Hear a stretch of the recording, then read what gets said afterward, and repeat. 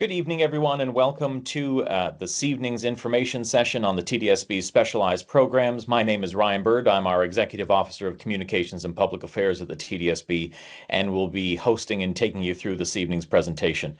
Thank you for joining us, but before we get underway, I'd like to read our land acknowledgement. Next slide, please. We acknowledge we are hosted on the lands of the Mississaugas of the Anishinaabe, the Haudenosaunee Confederacy, and the Wendat. We also recognize the enduring presence of all First Nations, Métis, and Inuit people. Thank you. Again, good evening. My name is Ryan Bird. Again, our MC for this evening as we take you through this evening's presentation. First, a couple of notes off the top. If you would benefit from interpretation, please click on closed captions at the top of your screen to turn them on. You'll then be able to choose your captioned language, Arabic, Chinese, both simplified and traditional, Filipino, French, Persian, Russian, Spanish, Urdu, and Vietnamese. The closed captions are generated by AI, though, and is always the case, some errors may be made in the generation of those captions. As mentioned, the webinar is being recorded and will be available afterwards. We will share the sites where it will be found at the end of our webinar. Tonight's information session designed to support applicants learning more about the application process for specialized MST and IB programs and to provide tips for preparing for the in-person demonstration of knowledge and skills. A few more notes. Participants invited to add questions to the Q&A by clicking on the Q&A button at the top of your screen. There's about 10 of us online right now working to respond to as many of your questions as possible related to the application process and these programs.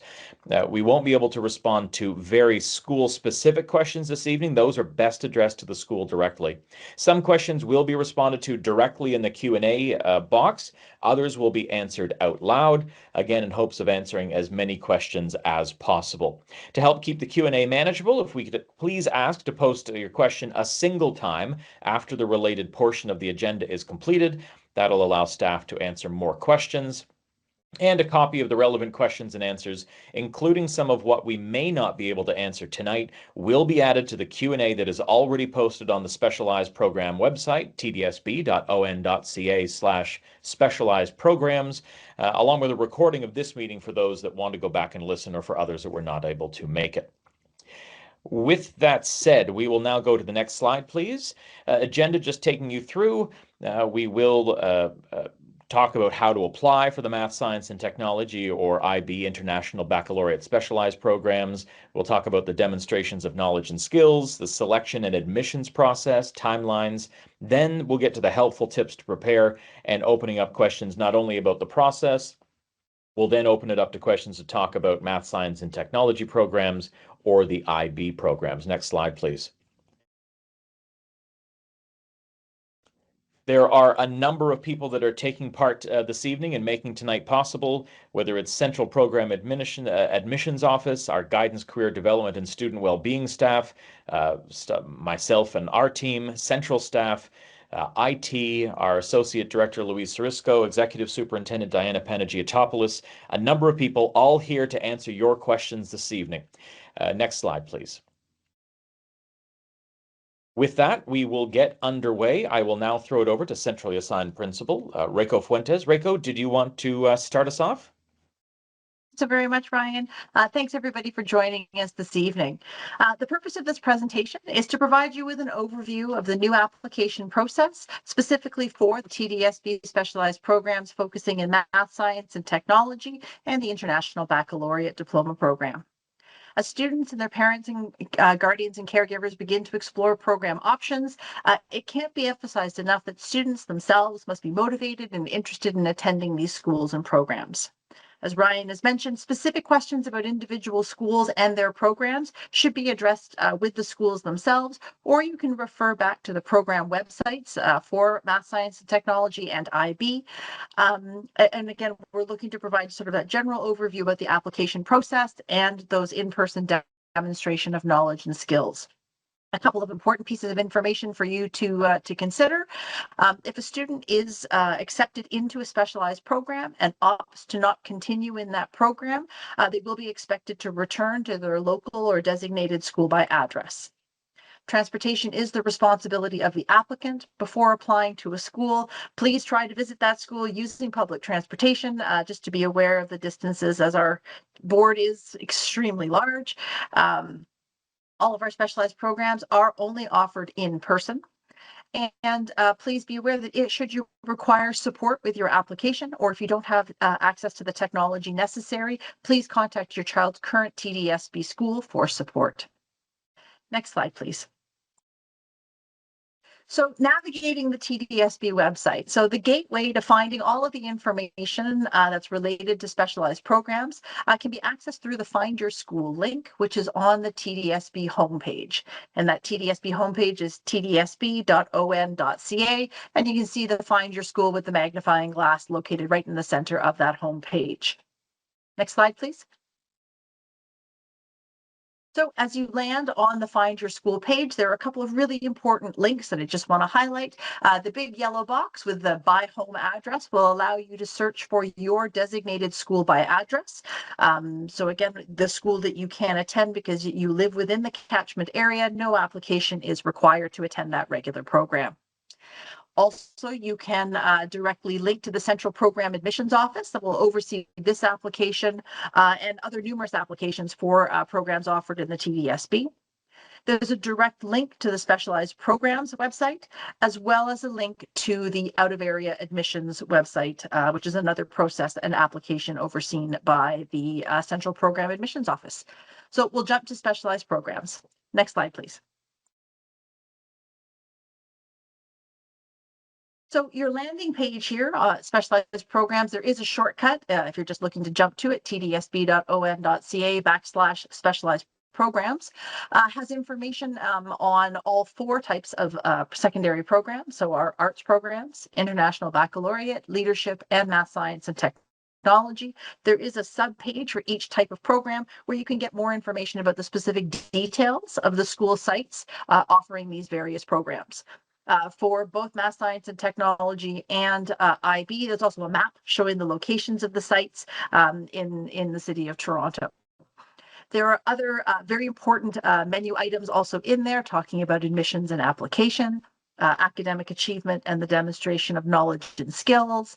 And an important one is the last item on the submenu, which is additional resources. Next slide, please. On that additional resources website, we already have several videos that are posted. So there's an overview of specialized programs, a general video about the application process and what you need to know for all types of programs. There is a brief overview of the out-of-area admissions process, which includes virtual secondary school, virtual elementary school, and secondary schools without a boundary. So those videos are there, as well as that question and answer, the Q&A that has already been developed that we will be adding to. And there are other resources that will be there shortly. The slides for this webinar session and the recording will be posted there as well. If you'd like to go back and dig a little deeper or hear something repeated, this is the website that you can go to on additional resources. Could I just ask us to go back one slide? I forgot one important item. So on the landing page, that blue rectangle with the white exclamation mark, so right on the landing page for specialized programs, this is where the application link will live. So when the application goes live sometime on Monday morning, you can visit this site to find the link to enter into your application. Forgot to mention that when we were there, sorry. If we could jump ahead to applicant eligibility, please. Thank you. So there are a few eligibility requirements that are associated with the application for specialized programs. Firstly, applicants must meet the age, residency, citizenship requirements outlined by the TDSB. If your child is already a TDSB student, they have already met this eligibility threshold. Additionally, the parent, guardian, or caregiver must be actively residing in the province of Ontario at the time of the application. The address that is provided on the application must be the one where the family actually, currently, actively lives. If you have a property in the city of Toronto, but you don't reside there and there are tenants who are living there, that address cannot be used in your application. The address of a family member can also not be used in the application. Applicants residing in the city of Toronto but attending a school outside of Toronto will be required to show proof of, again, active residency at that Toronto address that has been provided, should they be offered a seat in a specialized program. And for our secondary programs, so for Math Science and Technology and IB, applicants must also meet a report card benchmark in order to be considered an eligible applicant. Next slide, please. So this report card benchmark, this is based on last year's achievement, so achievement from the 2024-2025 school year. And our applicants in the different subject areas that are on the screen can have no more than 2 marks below the provincial standard of 70%. So we will be looking at the achievement for language, math, science and technology, geography, history. The average of the 4 strands for French will count as 1 French mark. The average of the 4 strands of the arts will count as 1 mark for art. And the average of health and physical education will count as a representative mark for health and physical education. So those 8 subject areas, no more than 2 of them can fall below that provincial standard of 70%. So for students who are in grade 8 applying for grade 9, this will be based on your grade 7 report card achievement. For students in grade 9 applying for grade 10 entry, this will be based on your grade 8 report card achievement. And for the very few programs, and there's just one IB program that has admission in grade 11, where students would be currently in grade 10, this will be applied to the 8 courses that were taken last year in grade 9 and the credits that were completed last year. For the marks, we will be looking at June achievement. Should a subject area not have been assessed in June, we will go back to look at the mark from February for that particular case. Sometimes geography and history are not both assessed in the final June report card. Next slide, please. So when applying to a TDSB specialized program, each applicant can submit 1 application. And on that application, the applicant may select 1 program type for their application. So this evening, we are talking about 2 different program types, the Math Science Technology and International Baccalaureate. You have to choose just 1. Applicants will include their primary program choice, and they can opt to include an alternate program choice that, again, must be of the same type of program. So on the screen here, this is the actual screen grab from the application and the drop-down menus that you will see when you go into the application. So this applicant is interested in Math Science and Technology. They've chosen Danforth as their primary school choice, and they have included Jarvis as their alternate school choice. Next slide, please. So when including an alternate choice, so in this case, that was Jarvis. The applicant will only be considered after all of the primary applications for that program from within the City of Toronto have been considered. So in the example that was just given on the last slide, everybody who listed Jarvis as their primary choice will be seated before we start to look at people who have included the school as their alternate choice. If an applicant is accepted in their primary school choice, so if this applicant was seated at Danforth, they will not even be considered for Jarvis. If the applicant is offered a spot in their alternate choice, so in this case, Jarvis, they will remain on the wait list for their primary choice program. If you are happy with where you've landed in your alternate choice, you should ask to be removed from the wait list for your primary choice. Because if you move up the wait list and are offered a seat, you will automatically be moved and offered that seat in your primary choice, and you will lose the offer for your alternate seat. Okay, so that's important to consider about your alternate and primary choices when you are including that, and that will be dependent on your position on the wait list for your primary program. Next slide, please. So what do you need to have together in order to submit an application? So some of this you'll have at the tip of your fingertips. Some you might need to look a little bit deeper. So you'll need to provide your student's legal name, date of birth, and gender. And again, this should be the parent, guardian, caregiver using their Power School account that they have from their start of year forms, whether if you've applied for another out of area application previously, you have a family account and you can manage all of your children within your family Power School account. You will need to provide that primary home address. So again, the address where you are currently residing. You would need to indicate your child's current school and grade. And again, that's whether it's a TDSB school or not. And for TDSB students only, you will need to provide your student number. The student number is a 9-digit number that starts with a 3. If you or your child do not know the student number, you can contact your current TDSB school for that student number so that you can include it in the application. And that's something that you can reach out to the school for that information. You need to go into the application, again, knowing the type of program that you are applying to, your primary program choice, and if you're opting to include an alternate, what that alternate choice of the same program type is. And you'll need to provide the contact information for the parent, legal guardian, and caregiver. You will be asked to enter your email address twice. Please be very careful and mindful that you are entering in the correct email address. Please don't copy paste the first line when you enter it in the second time. To really make sure that you have the right email address, because future communication, offers, and seats will be sent to that email address. Next slide, please. So applicants who were not students in the TDSB in June 2025 will be required to upload a copy of their report card or report cards from last year. We will need to see the achievement data from both February and June. Many times and in many cases, this is all showing on the June report card. So we see both terms of achievement on the June report card. If that's the case, only the June report card is required. If the February achievement is not showing, you will need to provide that first report card as well.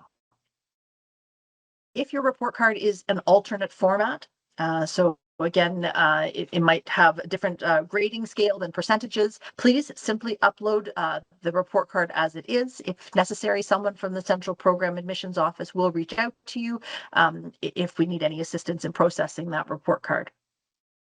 Also, if you do not have a report card from June 2025, you will have the opportunity to provide a rationale or a context as to why you do not have that report card. Some common reasons might be that you were homeschooled, that your child was homeschooled, and so there are no formal report cards, or you may be a new arriver and did not have the opportunity to be attending school last year.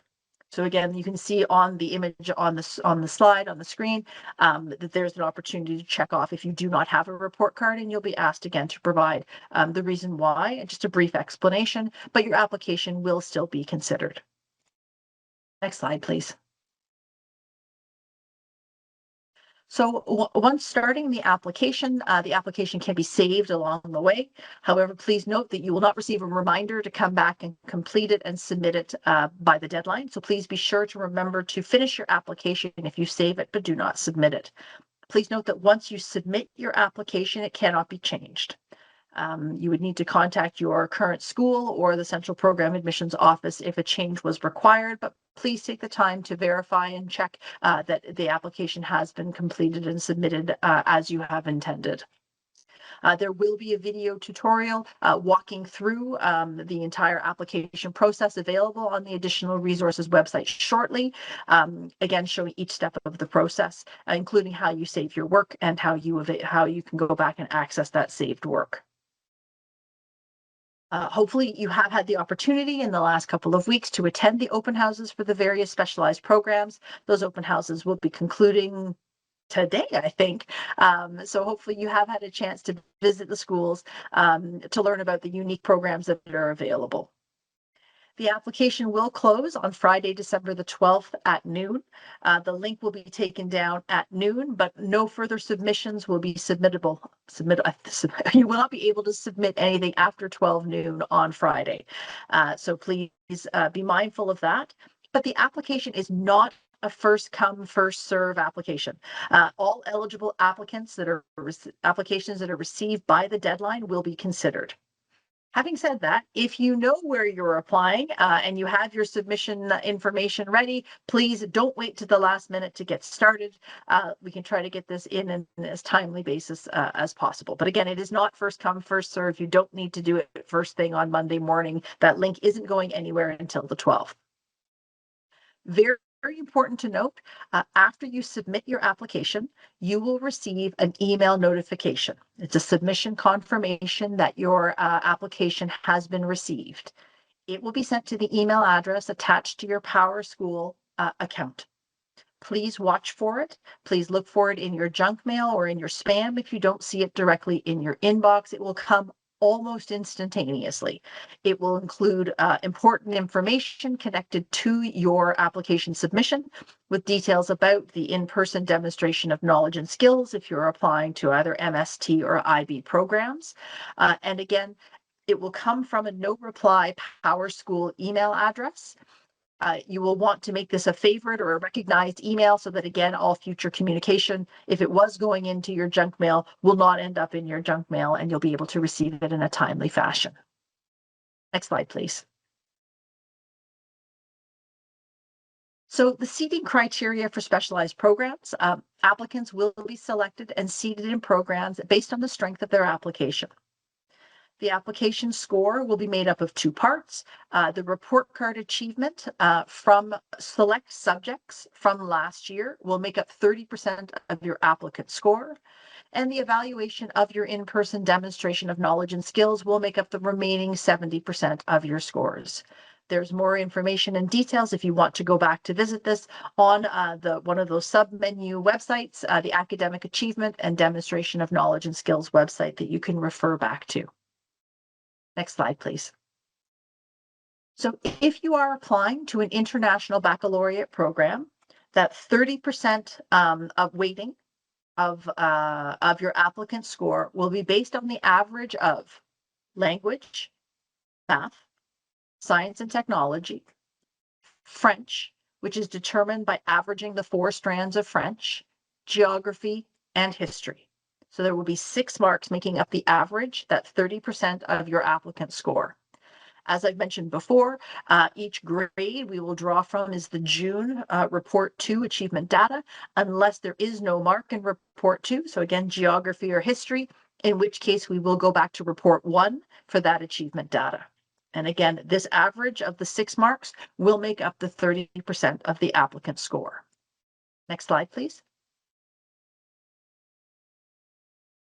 For people applying to math, science, and technology programs, a little simpler math, it will be the average of the report card achievement in math and science and technology. Again, drawing from the June report, unless for some reason, it's not very common though, that there wasn't achievement in Report 2, we would go back to Report 1. And again, the average of these 2 marks will make up 30% of the applicant score. Next slide, please. So now we'll speak a little bit about the demonstration of knowledge and skills, just some of the overview pieces. We'll spend more time later in the session going into detail on the preparation pieces that you may be interested in. So the demonstration of knowledge and skills for international baccalaureate programs will take place on Tuesday, December the 16th from 4:30 to 5:30.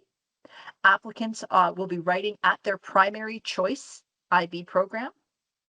It is a 60-minute in-person evaluation and written response. The format will be multiple choice and 1 opinion-based writing question. The multiple choice will assess skills in mathematical reasoning and problem solving and French language proficiency. This demonstration of knowledge and skills will assess content learning from the grade 7 curriculum expectations and will focus on problem solving and thinking skills. And the written question, the opinion-based writing piece, will be assessed by rubric. Applicants applying for grade 10 entry will write a different multiple choice assessment, which will be based on the grade 8 curriculum expectations. I'd like to also make note, the session does run from 4:30 to 5:30. Doors will not open before 3:30, so please do not arrive at the school prior to 3:30. And there will not be a place in the school for parents or other family members to wait while the student is participating in the in-person assessment. Next slide, please. Now for math, science, and technology, these assessments will take place on Monday, December the 15th from 4:30 to 5:30. And again, students will be expected to write at their primary choice math, science, and technology program school. There are 20 different math, science, and technology programs. There may be the opportunity where we may collapse sites and have applicants for 2 different schools right in a single location, and there will be direct notification to those applicants about their site. Again, it is a 60-minute in-person assessment, and it is entirely multiple choice. The multiple choice questions, again, will assess skill in mathematical reasoning, scientific problem solving, and innovation and coding. The demonstration of skills and knowledge will assess content learning from the grade 7 curriculum expectations and will focus on problem solving and thinking. And again, applicants for grade 10 entry will write a different assessment based on the grade 8 curriculum expectations. And my comments about not arriving before 3:30 and not having an on-site place for folks to wait stands true for the MST programs locations as well. Next slide, please. So learning related accommodations. In the application, you will have the opportunity to request learning related accommodations that are reflected in your child's current IEP or individual education plan. In the application, and we will list the different types of accommodations that are available given the format of the assessment, depending on which assessment you're participating in. And those will include things like extra time for processing, computer options, text-to-speech software, large print paper assessments, a smaller quiet space or classroom, noise-canceling headphones not connected to music, prompts to return to attention as some examples. If you are a TDSB student and you've made this request for accommodations, we will draw your individual education plan directly from the system. If you are a non-TDSB applicant, you'll be required to bring a hard copy of your IEP to your in-person session, and where possible, the Central Program Admissions Office will reach out to applicants prior to the in-person assessment to help ensure that we have accommodations in place prior to the day of the assessment. Next slide, please. So multilingual learners can also receive learning-related supports if they are receiving these in their current school already.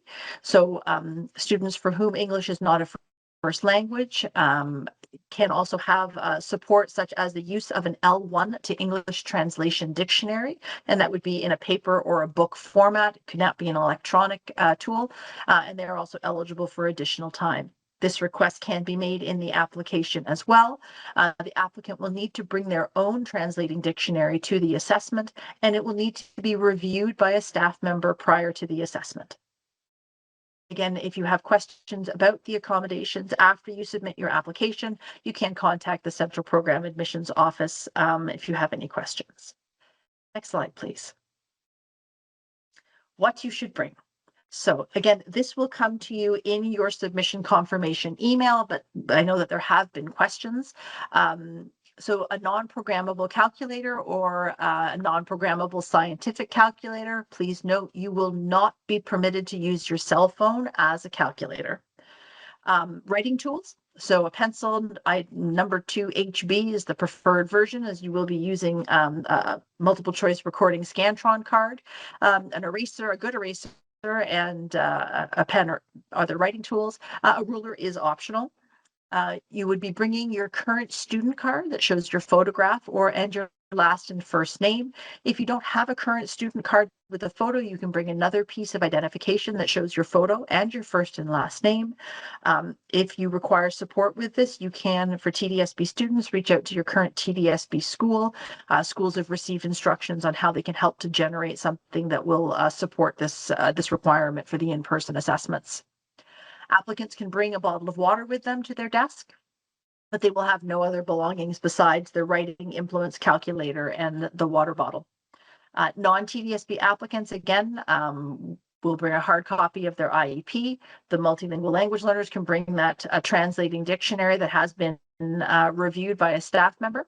And it's recommended that you bring a bag to hold all of your other personal belongings, including your phone and watches. They will not be permitted at your desk. They will be left at the front of the examination rooms. Please note that the TDSB is not responsible for lost or stolen items. We recommend that you leave all valuables at home. Next slide, please.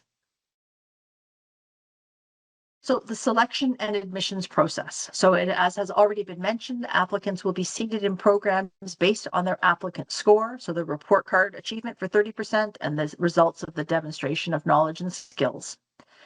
This seating process will take place centrally, and all communication will come via email from the Central Program Admissions Office from that no reply Power School email address. Please do not contact schools directly for selection results. The placement process and the communication will go out to all applicants after the end of the school day on February the 11th. Those acceptances and waitlist statuses, again, will be sent centrally to all applicants. You will be provided with the results link that you can click on, and you will see if you have been seated in a program or what your position is on a waitlist for a program. That link stays live. So over time, if you want to see if your position has changed on the wait list, you can do so by using that same link. Those offers that are made on February the 11th will expire on Tuesday, February the 17th at 4 p.m. If you have not accepted or declined the offer, it will be rescinded at 4 o'clock, and any vacant seats then will be filled the next day on February the 18th. Seated applicants will be emailed, and again, we'll have 6 days to accept their offers of placement, and final offers will be made on the 25th of February. If you are given an offer for a seat in one of your programs, please, we want to make sure that you are either accepting or declining that offer in time. You can accept an offer and decline it at a later date, but hopefully you are only accepting an offer that you are truly interested and committed to attending. If you do change your mind, we ask that you please, and you have accepted a seat in a program, please contact your current school in writing or the Central Program Admissions Office as soon as possible to let us know that you are declining the seat so that we can offer that seat to the next student on the wait list. And again, we make no offers after February the 25th, so that timing is very important. Because at that time, schools start to enter into their staffing process at the very beginning of March. An outline of all of these dates and a visual graphic can be found on the application and admissions website, and the graphic can be found on the additional resources website. Next slide, please. Lastly, a couple of important notes. In the selection process for specialized programs, there is no sibling priority. That means also if a sibling is already attending a program and a younger sibling is applying, there is no priority because of that sibling. Also, twins or multiples are applying independently. Students who are already attending an elementary specialized program are not given priority for secondary programs. There is no priority for local applicants. So if you live in the catchment area for a school that offers one of these programs, you are not given priority in acceptance to that specialized program. And it's important to note that if you do live in the designated area for a school, you live in the area for the regular program, and if you are interested in that specialized program, you must apply through this process to be considered for the program. I would also note that grade 9 students who are already attending a school with a specialized program who want to join in grade 10 must go through this application process as well. Next slide. And back to you, Ryan. Thank you so much, Reiko. We will take some of the questions right now. Again, you can ask your questions in the Q&A feature at the top of your screen right now. We'll try to get to some more general questions right now before getting into the MST and then IB presentations, at which point we will also have questions after each of those. So we'll try to some of the more general ones right now. One that we hear a lot, Reiko, and we'll go right off the top. If my child applies to a specialized program, can they still apply to a school through the out-of-area admissions process? Great question, Ryan. Yes, of course they can. We will not know the results of the specialized program placement process again until February, and the out-of-area application runs for 3 weeks, the first 3 weeks back in January. So if you are interested in attending a school that is accepting applications for out-of-area admissions, even if you've applied to a specialized program, you can submit that application. Important to note, the results for out-of-area and specialized programs will both be coming on February the 11th. So you'll have all your cards on the table. And if you are perchance offered placement in both the specialized program and through out of area, you must choose one or the other. You can't accept both. You choose one and decline the other. Okay, thank you. Another couple of worth repeating. If the student has an IEP, they can apply to specialized programs, correct? Absolutely. And I just want to point out they will receive accommodations on the in-person demonstration of knowledge and skills, as was outlined in the slides earlier. And they will also receive those accommodations while they are attending the school and in the program. And they will be, if the IEP includes tech will be available to complete the responses? That is correct if that is one of the accommodations that's on the IEP. Okay, perfect. Another person, they don't have a student card or another form of ID. What can they bring to the assessment? Great question.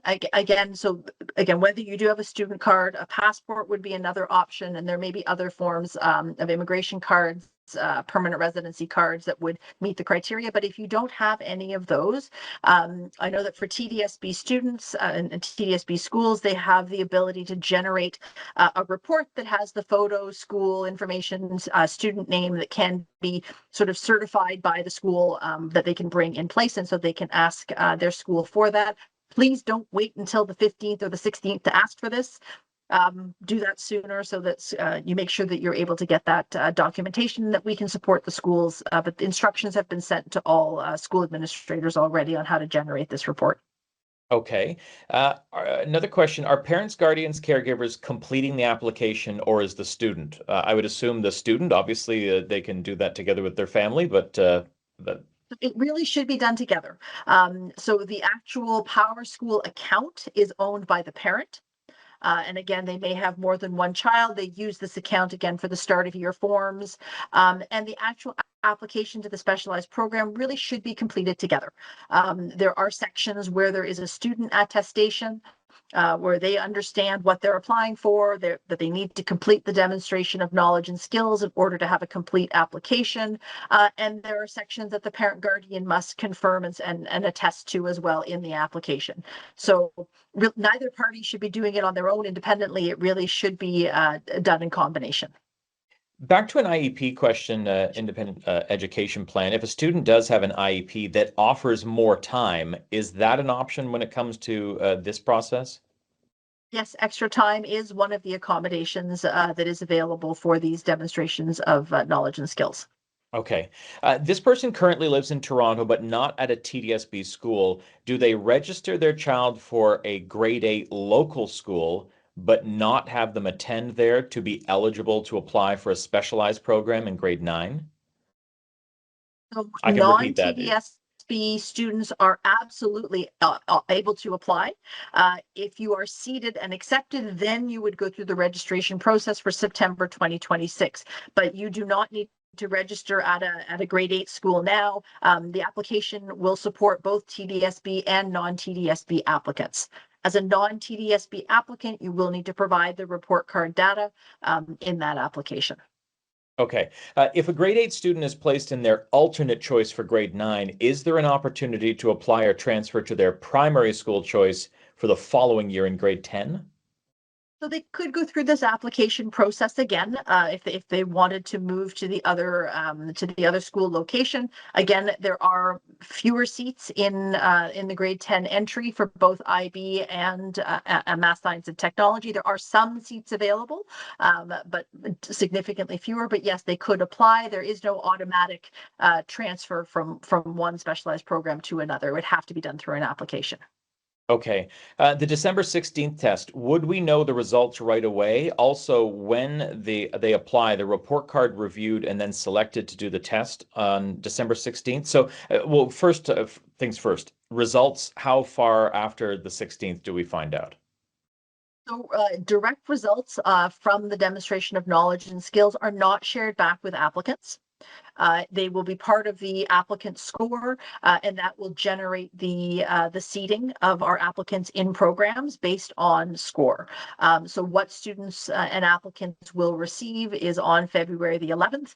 They will get the results in terms of either having been seated in a program, meaning they had one of the top scores and were seated, or what their place is on the wait list for that particular program or programs if they've included an alternate. Okay, just looking for some more general questions here before we get into the rest of I think the question also mentioned the eligibility. So if we will be looking at the report card benchmark as soon as the application is submitted.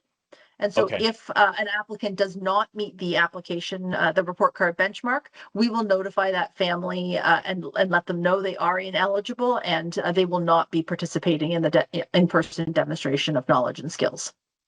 Okay. Another question. If our child is currently in the French immersion program and applies, in this case, for an MST specialized program, but I think specialized programs in general, and does not get accepted, will he be able to continue in his French school or does he have to return to his English home school? So an application for either a specialized program or for out of area will not negate your pathway in French. Opting to attend and stay in a specialized program for all of grade 9 would make you ineligible to return to French for grade 10. But again, you can, I think, revert back to French if space is available in your program early on. Okay. I think I'm gonna please. I think it's by the end of September. If it's after the end of September, I believe you cannot return. Period. But even up to then, it's if space is available. Okay, perfect. With that, I think those are the general questions that we've received. Want to get back into our presentations. With that, I believe we are moving on to centrally assigned principal Margaret Greenberg, I believe, for this one. Margaret? Yes, thank you so much, Ryan. There we go. Tell us more about the application process. What can you tell us when it comes to the MST program? Absolutely. Well, I'm actually just going to proceed forward with some slides. I'm going to talk a little bit about how to prepare for the assessments. And we'll have some pauses for some questions after I've reviewed. Welcome everyone to my portion. I'm going to talk a little bit today about some approaches to multiple choice problems and reviewing the Ontario Mathematics curriculum using Education Perfect, which is one of the digital tools that we offer here in the Toronto District School Board. The multiple choice problems are present both in International Baccalaureate and in the Math, Science and Technology demonstrations of knowledge and skills. And then what I will do is I will pause and after questions around multiple choice have taken place, I'll move on to preparing for the opinion essay, which is in the IB demonstration of knowledge and skills only. Next slide, please. So the question that many individuals have when coming forward to a demonstration of knowledge and skills such as this one that has a multiple choice component is how can I review? Well, first of all, I just want to be clear that questions cover curriculum up until the end of the last grade that you took. So if you are currently a grade 8 student, then the multiple choice assessment will not cover concepts beyond the end of grade 7. If you are currently a grade 9 student, then your multiple choice questions would cover everything up to the end of grade 8. French covers vocabulary, grammar, and writing conventions, as well as reading comprehension, and is only present on the International Baccalaureate demonstration of knowledge and skills. Science covers curricular concepts in all strands, which does include coding. However, I want to be very clear that when we talk about coding in the context of the grade 7 or K to 7 curriculum, what we are talking about is problem-based thinking and algorithmic thinking. So you do not need to know any programming language. There will absolutely not be any requirement for any student to be aware of any type of computer programming language in order to be successful on this assessment. Now, science is covered in the Math, Science and Technology assessment only. The one commonality between the International Baccalaureate and the Math, Science and Technology demonstration of knowledge and skills is math. The math multiple choice will cover curricular concepts in all strands with an emphasis on application and thinking problems. And again, as I said, it's covered in both the IB and the MST assessment. Next slide, please.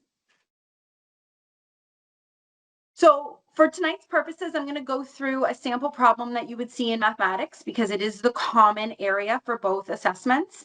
So here you can see a problem that covers the basic understandings from grade K to 7 curriculum. So you can see there is no expectation that you have reached ahead of the curriculum in order to solve this problem.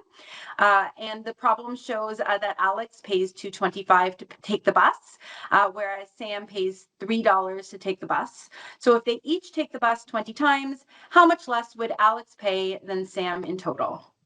And you're provided with 5 different options for multiple choice response. Now, in all of the demonstrations of knowledge and skills, there will always be 5 options from which the individual writing the assessment can select. Next slide, please. So if we were looking at a question such as this, and all multiple choice, so this would apply to every single section, regardless as to whether it's French, math, or science, the first tip is to make sure that you are taking the time to understand what the question is asking. So don't just assume you know what's being asked, but make sure that you're going through the question thoroughly, you're reading it, possibly rereading it. Don't rush, because it is important for you to take that opportunity to identify crucial keywords in specific language. So for example, there are words like not, except, always, or never, these absolutes, or specific language like a whole number, a sum, a product, or a difference, which might hint to how you might go about solving the problem. The suggestion that I make is that if you are able to, make sure that you answer the question in your head, or you may use space that we provide to you in a booklet to find the solution before you look at the answers. The reason we suggest that you try and solve the problem before you look at the answer is because it prevents you from being tricked by distractor answers that may be within the 5 options. Next slide, please. Make sure that you are analyzing every option. So don't just pick the first answer that looks good, because there might be a better option down the way. The test might ask for you to provide the best choice, which means that some of the options could be partially correct. So do make sure that you are selecting the most complete answer. And a suggestion that one might wish to take is to use context clues and look at the other questions, because sometimes information from another question might jog your memory or provide you with a hint somewhere along the way. Next slide, please. So the third tip is, if you're not sure of the answer, use the process of elimination. Cross out answers that you know are wrong. Compare your remaining options, see if there are certain pieces. So is there something that's more specific or more general as the question requires? And if you can just eliminate one wrong answer, your odds of guessing correctly jump up 5% from 20 to 25%. So it's definitely worth taking the opportunity to try and identify what you know isn't true, even if you're not sure what is correct. Next slide, please. So this is what we call a smart guessing approach. So once you've eliminated the answers that you know to be wrong, then what you can do is you can take from the remaining ones, trust your gut, and make an educated guess as to what the correct answer might be. So in this assessment, there are no marks being taken away for wrong answers. So it is always your best option to eliminate the ones you know are incorrect and then take a guess. Don't leave any of these answers blank. Next slide, please. All right, so let's go back to our sample problem. Now we'll apply some of the tips that we just reviewed in order to try and come to our answer. So the first thing that I want to do is I want to read through my question thoroughly, and I want to think through whether or not I can find the answer to this problem without looking at my options. So I see here that I've got 2 individuals, Alex and Sam, that every time Alex takes the bus, they pay $2.25, whereas Sam pays $3 each time. I also know from the key information in this text that each of them takes the bus the same amount of times, which is 20 times. I also look for some key information with respect to the language. And I see here that the question says, how much less would Alex pay than Sam in total? So I'm not trying to find out how much Alex and Sam paid, but I want to know what the difference between the two of them is. So again, the difference signals to me, or how much less signals to me, that somewhere in this problem, it is likely a subtraction. If I am able to, I would now go forward and try and solve this problem in my head, or I would take the opportunity to move to the side in my booklet and try and calculate the answer to this problem using my pen and paper in the designated area for my rough work. Let's pretend for the sake of today that I don't have the ability to figure out the answer right away. What I would do is I'd move on to the next step of trying to eliminate some of my options. Next slide, please. So taking a look here, what I've done is I've worked through the process to try and figure out how I might be able to determine if there are some answers I know are not right. So first of all, I might think about Sam and how much Sam has paid in order to take the bus. When I consider the fact that Sam pays $3 to take the bus every single time, I might, instead of working with the number 20, decide to work with the number 10 and then double it. So I know that Sam pays $3, so 10 times Sam might pay $30, 20 times Sam would pay $60. Well, right away, I see that the number 60 is one of my options. Since Alex pays money to take the bus as well, I know that the difference can't be $60. So I've eliminated it as an option. Another thing that I might want to do is compare how much Alex pays compared to Sam. So I see here that Alex pays $2.25 to take the bus, but Sam pays $3 to take the bus, which is a difference of 75 cents. In this particular situation, what I can see is that in order for the difference to have been $10, there would have to be a 50-cent difference, not a 75-cent difference. So I know that $10 couldn't be one of my options as well. So what I've done is I've eliminated 2 wrong answers, and I'm left with 3 possible options moving forward. Next slide, please. So here we go. So now either what I can do is I can continue to work through the problem, or I can take a look and I can go with my gut to determine what the best possible solution might be. When I take a look at the number 45, it does seem like it's a very high number. And so my gut tells me that that's probably not the difference, which leaves me between $25 and $15. If I wanted to take an educated guess, I could take a guess at $15 and I would be correct. Or what I could do is I could continue carrying on with my information to try and solve the problem. So for example, once I figure out that the difference between Alex and Sam is 75 cents, I might want to multiply that by 10 to make $7.50 and double it again to make $15. There are lots of different ways to come to this solution. The process by which you take to get to the answer is not evaluated, only the final response. Next slide, please.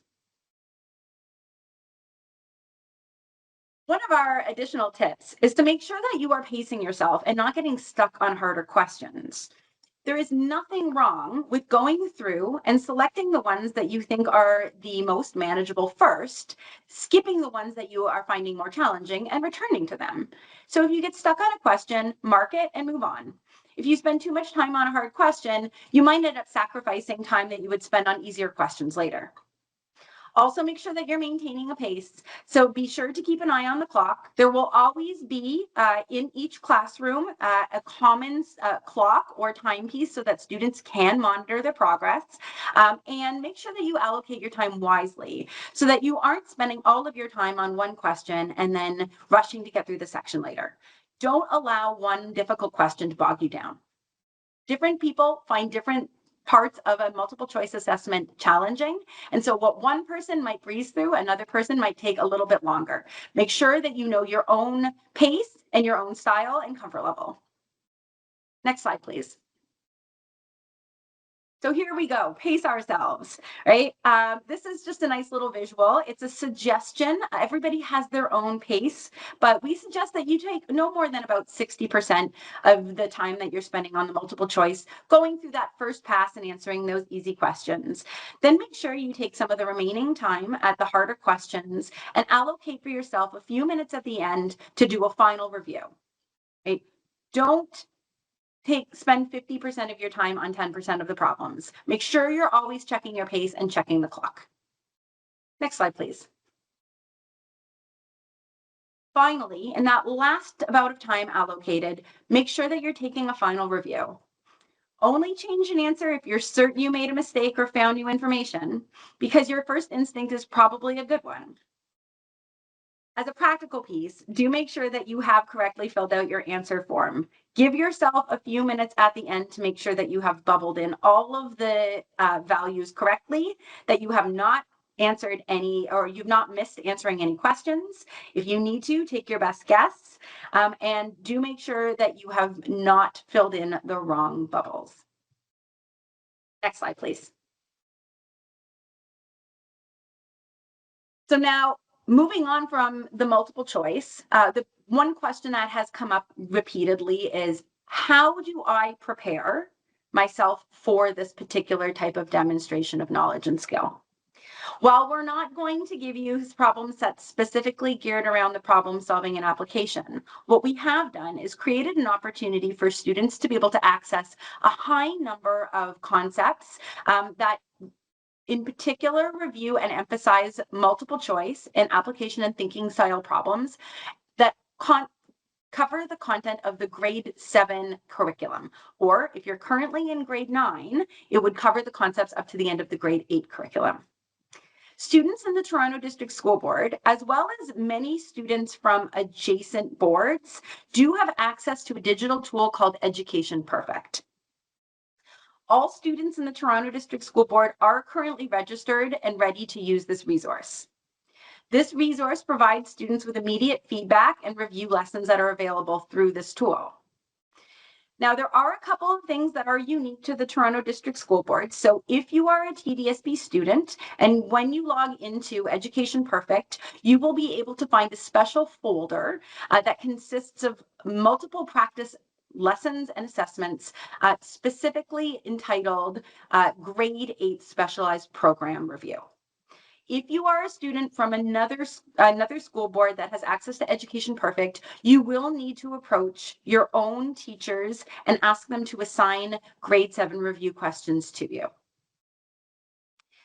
Once you go through these problems, immediate feedback and review lessons are available for you through this tool based on your successes and your areas of improvement.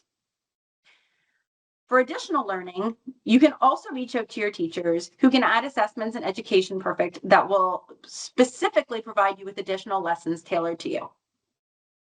Next slide, please. We're going to take an opportunity here just for a short moment to watch a video prepared to you from our partners at Education Perfect that will go through the process of showing you how to gain access to this digital tool for the TDSB. You can go ahead and press play now. Okay, there you go. Hi, everyone. We at Education Perfect are excited to share a fantastic resource to help you prepare for the TDSB Specialized Programs Admission Test. If this is a new program to you, this resource is called Education Perfect, or EP for short, and it's available to you through a dedicated partnership with the Toronto District School Board. Education Perfect is a dynamic, interactive online platform that helps students practice specific skills in a way that adapts to their learning needs, providing immediate feedback and engaging content. The why behind this partnership is simple.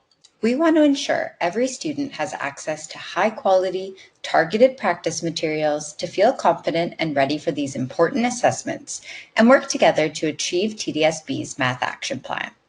We believe all students are capable of high levels of achievement in math, and we provide a dynamic, interactive way to practice the specific skills you'll need. Let's get you logged in. To access your Specialized Programs Practice folder, you must use your school account.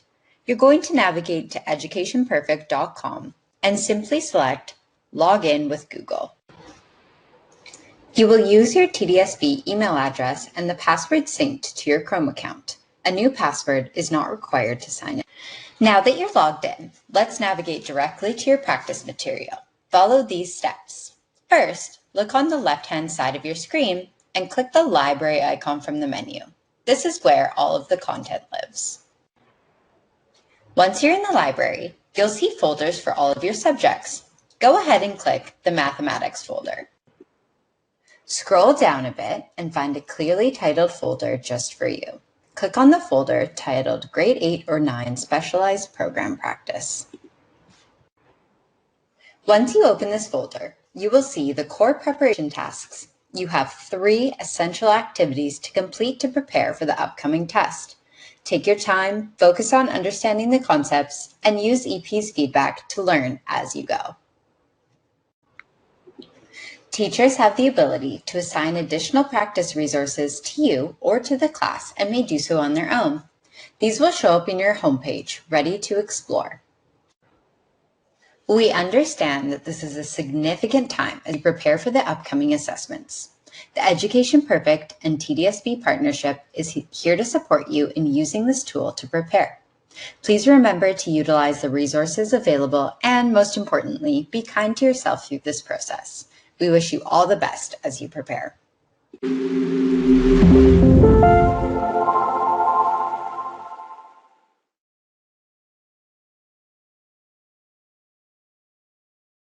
And with that, I think we'll be taking questions, Margaret.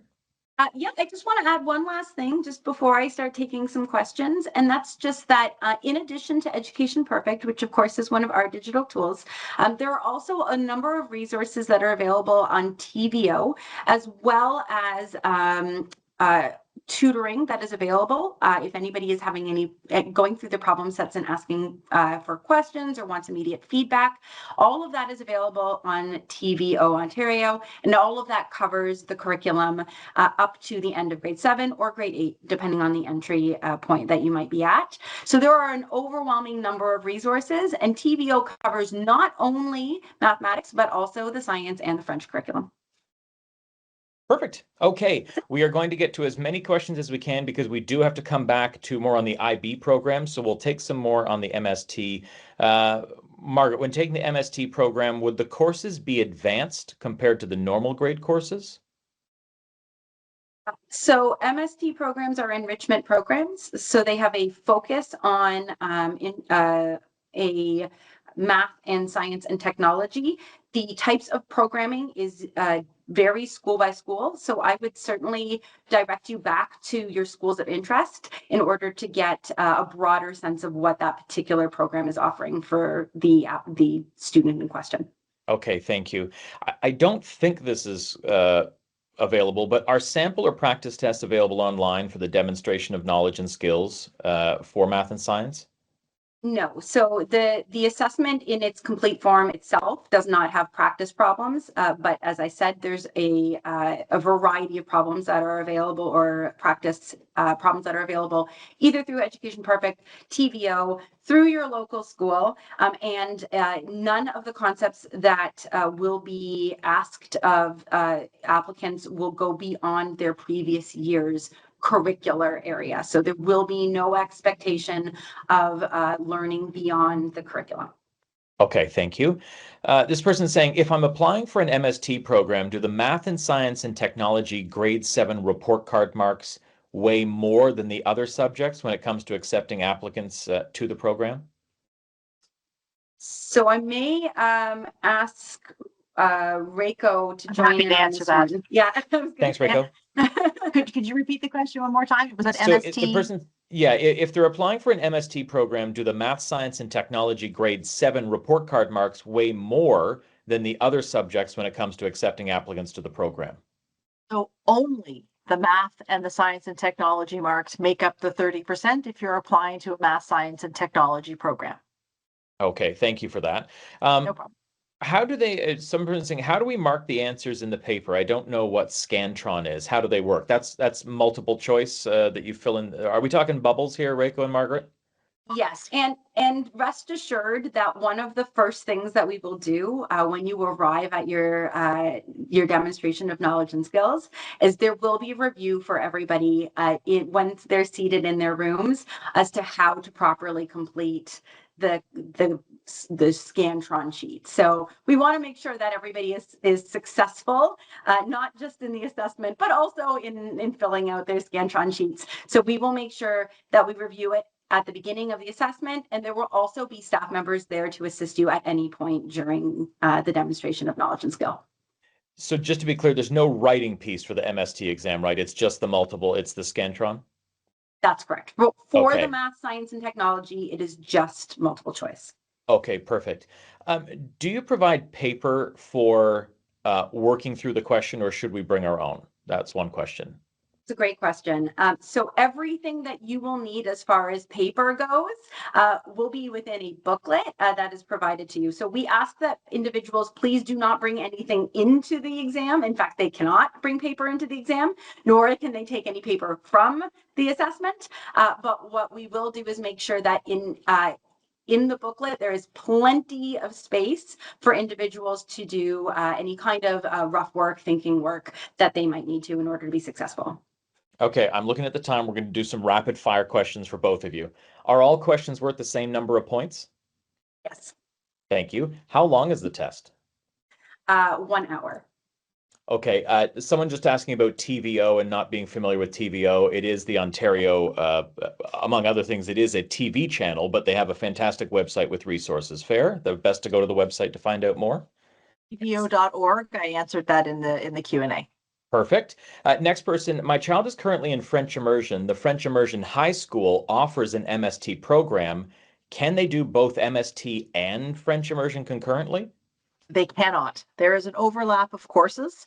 So the classes that are cohorted or run together, the students are all together for the MST program, overlap with the courses that are offered for French immersion. So you have to pick one or the other. Okay.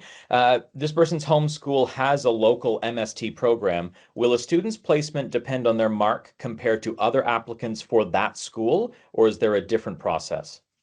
There is a different process. So a local program is one that supports the local community. Anybody who is attending the school, either because they live in the catchment area or have applied to attend through out of area admissions regular program, should have access to those focus courses where, again, we have an emphasis on MST in that particular school. And so there is no application process and there are no marks considered for that. Perfect. We're going to squeak a couple more in. If the home high school is a closed school and offers MST, do we need to apply or do we just choose the relevant courses? So if you are wanting to participate in a specialized program for MST, you must apply through this process. If you live within the catchment area, you are entitled to the regular program, but you do not have automatic access into the specialized program. Okay, good job, both of you. Let's go back to International Baccalaureate Program. Margaret, did you want to take that away? Yeah, I would love to. Let's just wait for the slide to come on up.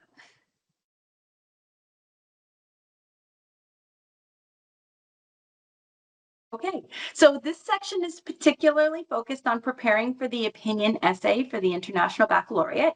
So again, this will not be a component of the math and science and technology programs. This is simply one component of the demonstration of knowledge and skills for International Baccalaureate applicants. So in this case, I am sharing a sample question for you. As we reviewed before, one of the elements is that there is 30 minutes dedicated to an opinion essay. It is an essay, and the request is that the student please write a minimum of 3 paragraphs expressing an opinion on the topic provided. You must develop your main idea with supporting reasons, examples, and details. So, for example, there will be a question posed, such as the one in front of us right now.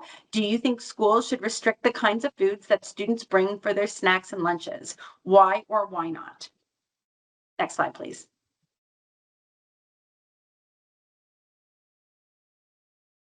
So the recommendation we have for students is that while you can't prepare for the opinion ahead of time, what you can do is plan your approach once you are in the demonstration of knowledge and skills. So much like the multiple choice section, we do recommend that you take time to prepare in advance and allocate time at the end for review. In this preparation time, we suggest that you create an outline in the space provided. So once again, we will provide you with an area in your booklet for rough work. And do again, make sure you're leaving time at the end. Read the question and make sure that you are choosing your stance or opinion. To be very clear, this is an opinion essay, which expects you to lie firmly on one argument. Do not argue both sides. We do not want to see an essay that explores pros and cons. Brainstorm and list 3 points that support your response, and make sure that you have examples that will support your points. These points could be derived from personal experiences. You may wish to reference the experience of others. You may pull from examples from the broader world, or you might want to reference something that you've learned or something that you've read. Make sure that while you are planning your essay, you organize your thoughts and you think about how you want the written essay to progress. Next slide, please.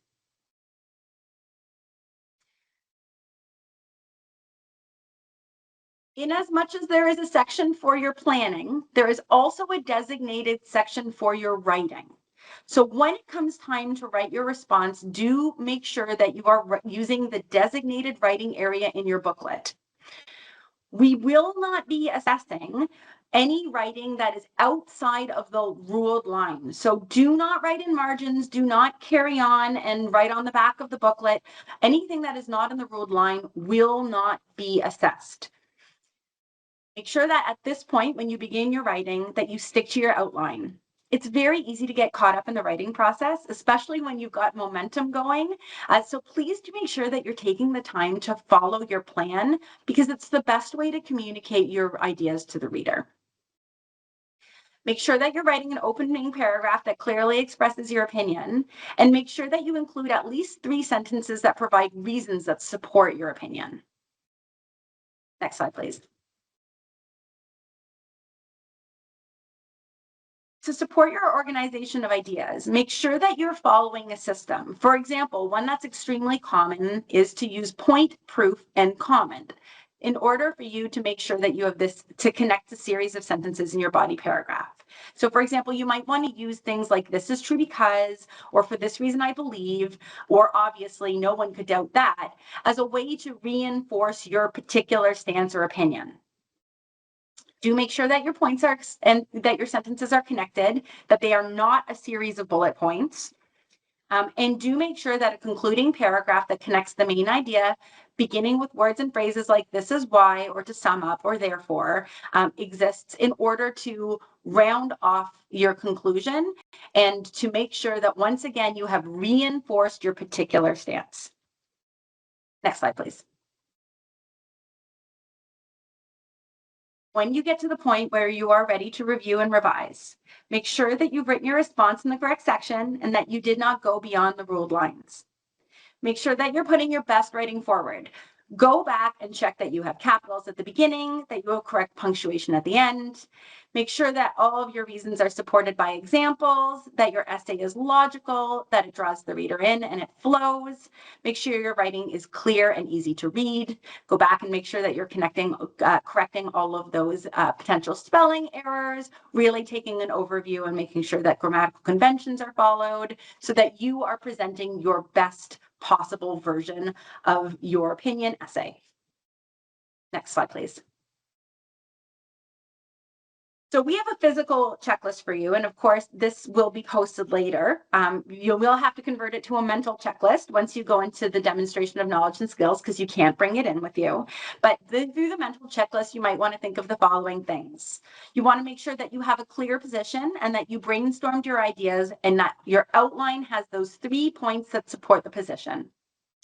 You want to make sure that you've developed your ideas with supporting details like facts, proof, and examples. You want to make sure that you've written 3 paragraphs without going beyond the ruled lines. You want to make sure that what you believe is stated clearly in the opening paragraph and that you did not change your position or provide both sides throughout the essay. You want to make sure that your paragraphs are clearly marked, that your sentences are complete, and that you've reviewed your writing and checked for clarity, organization, and good grammar, spelling, and other writing conventions. Next slide, please. With that, I open it up to any questions, specifically around the opinion essay. Perfect. Thank you so much. Again, if you have any questions, you can enter it into the Q&A feature at the top of your team screen now.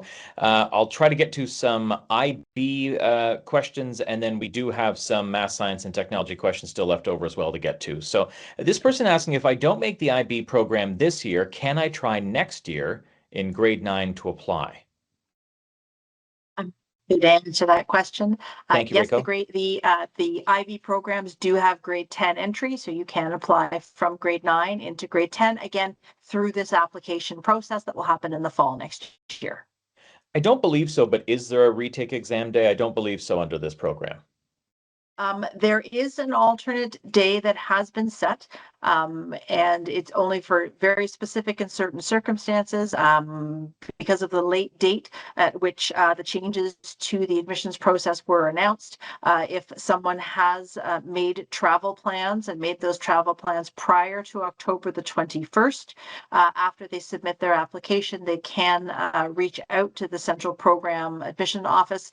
They'll need to provide documentation to show when the travel plans were made, and we will look. There will be an alternate date that will be set for the week of January the 12th. The date, the time, and the location has not yet been determined.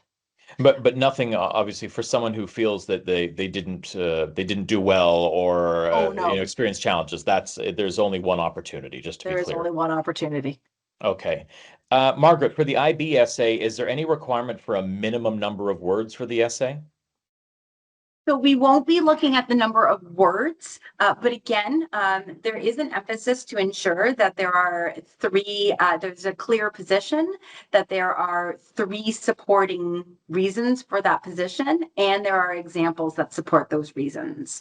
So, there needs to be sufficient writing that can be communicated, but it also must stay within the designated amount of space allocated. Like I said, you can't write beyond the ruled line that we provide. So it's really important that organizational piece of organizing those thoughts and having that plan before the writing starts takes place.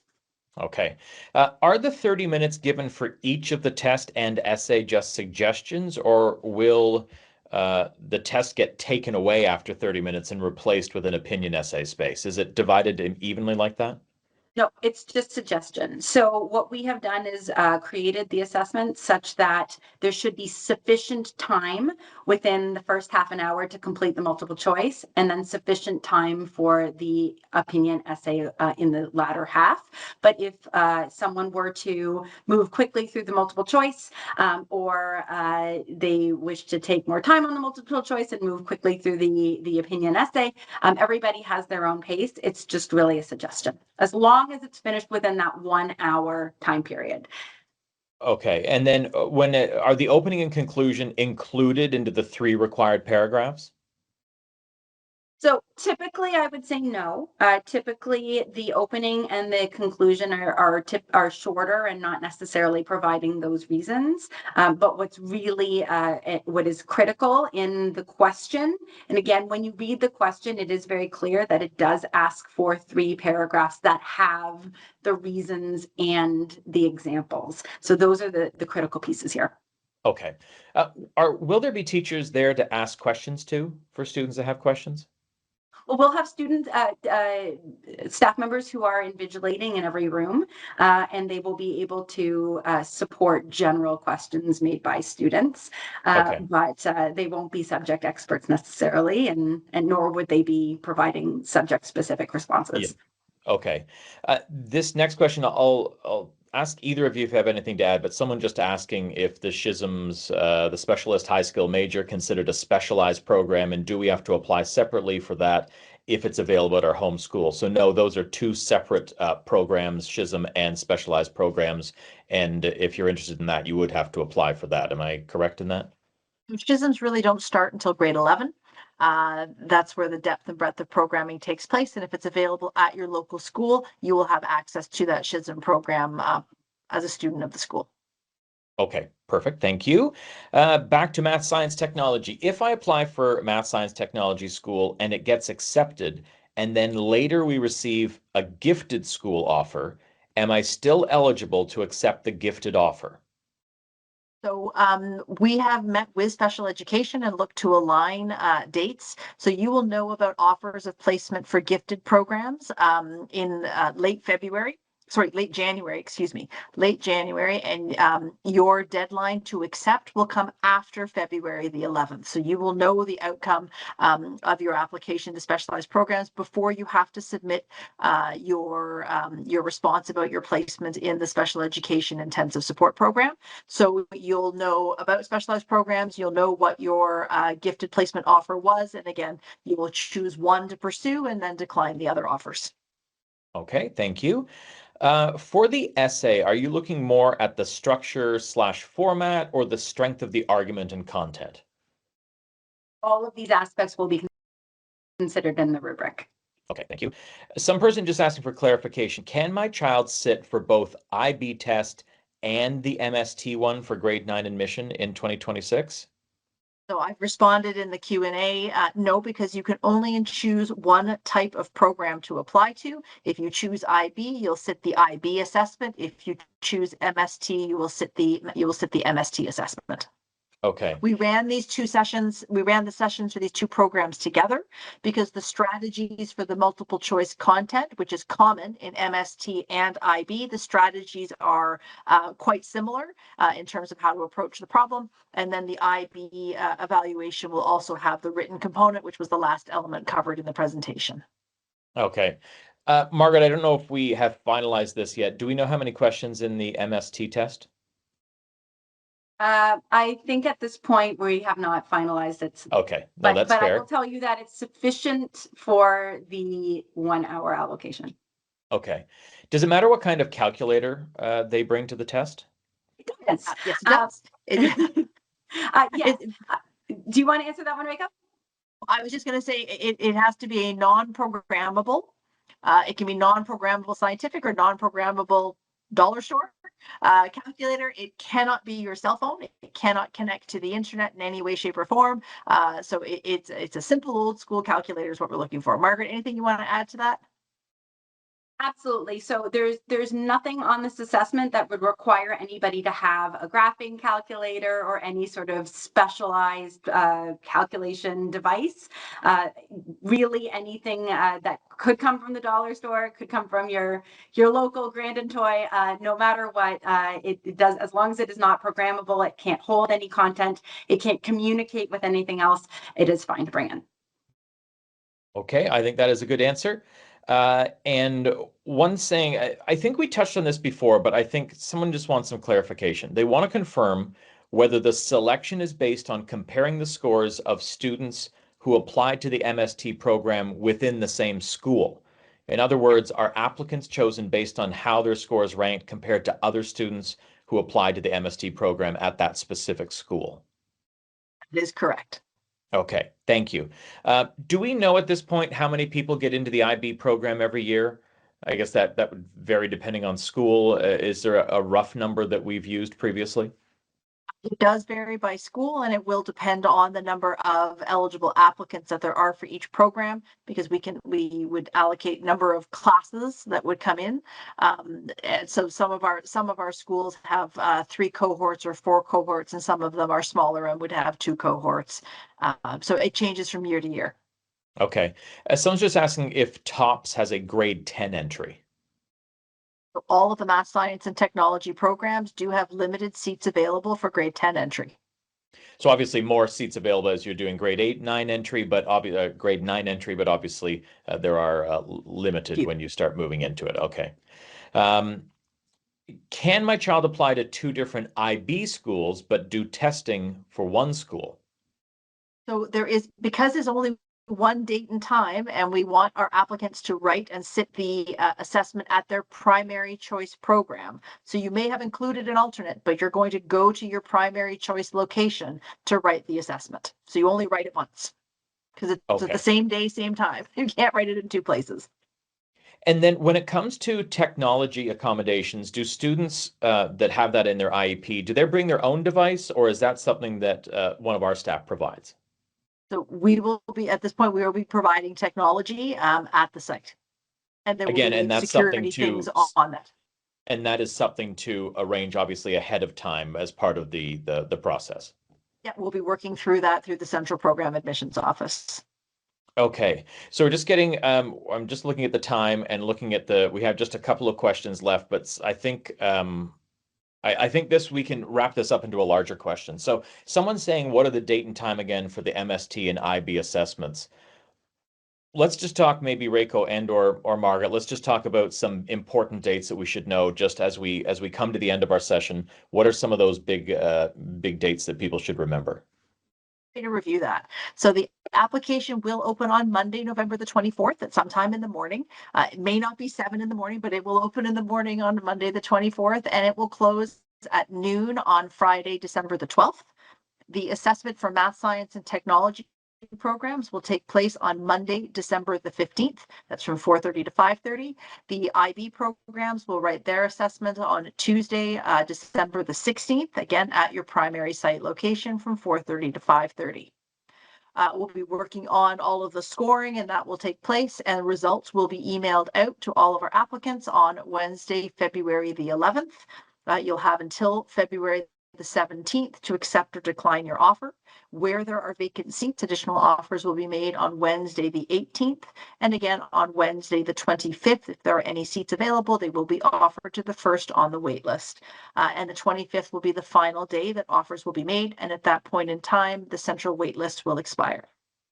Do you remember people's birthdays well? I don't. Are you the person? Anyways, that's a lot of dates. Very good. The important thing to keep in mind, though, is that all of that information is available on the TDSB website, again at tdsb.on.ca/specialized programs. Reiko, we've not only got the dates on there, information about the programs, you also have I think, continually expanding Q&A that is pulled on not only from questions we receive via email, phone, but during these sessions as well. That really is a living document. Absolutely. So I think we've reached 30 pages. It is on the additional resources page, and there's a direct link, I think, from the specialized program landing page. Again, if you use Control F on your computer, you can search for keywords to find the questions that you're looking for, and it's organized in subheadings as well with bookmarks. That is perfect. Okay, so all the information again, tdsb.on.ca/specialized programs, recordings of this session, a previous session we had on leadership, and then yesterday's session on arts programs, which is already there, will be available on that website for those of you that might have come to this late, want to re-listen to something, or may not have had the opportunity to join us live. You can share that with friends that may be interested. We will have that posted, I anticipate, tomorrow, if not Monday at the latest. We'll have that online for everyone to listen to and see. Thank you so much for joining us this evening. I know that is a lot of information packed into a relatively short period of time. Hope we were able to answer as many of your questions as possible. Again, that Q&A document is continually expanding. For those questions that may not have been reached this evening, we will add that there as well, along with this recording. Thank you so much for joining us this evening. My sincere thanks to the people you see on the screen, Margaret and Reiko, and to all of the staff behind the scenes, whether it is academic or IT, making tonight's webinar possible and answering all your questions. Thank you so much, and have a great evening.